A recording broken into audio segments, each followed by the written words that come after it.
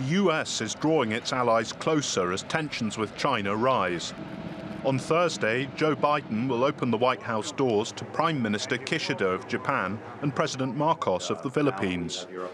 After separate bilaterals, they're expected to sit down together for a summit focusing on China. Japan and the Philippines are key components of the US alliance system in the Asia-Pacific. American troops are deployed in various countries around China's eastern rim. Last year, President Marcos granted US forces access to another base in the Philippines.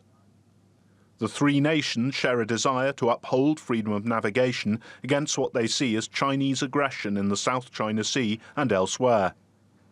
Just days before the meetings in Washington, they joined Australia for joint drills in the South China Sea. It is unfortunate that despite the clarity provided by international law, provocative, unilateral, and illegal actions continue to infringe upon our sovereignty, our sovereign rights, our jurisdictions. This pattern of aggression obstructs our path towards ASEAN's vision of the South China Sea as a sea of peace, stability, and of prosperity. China strongly denies it is violating international law. Kishida's trip includes an address to Congress and a meeting with Biden to discuss economic and military ties. The Prime Minister has won praise in the US for his historic defense reforms.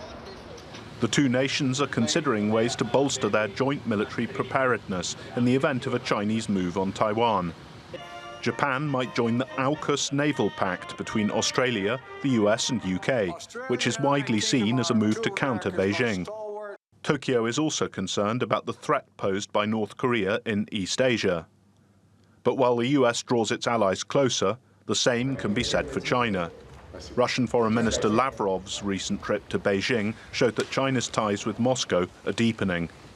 Also this week, a top Chinese official is expected to visit North Korea to mark the 75th anniversary of cooperation between the two countries. And Russia, for its part, is building its links to North Korea, particularly for assistance in Ukraine. Geopolitical blocs are hardening in what increasingly resembles a new Cold War. Rupert Stone, TRT World.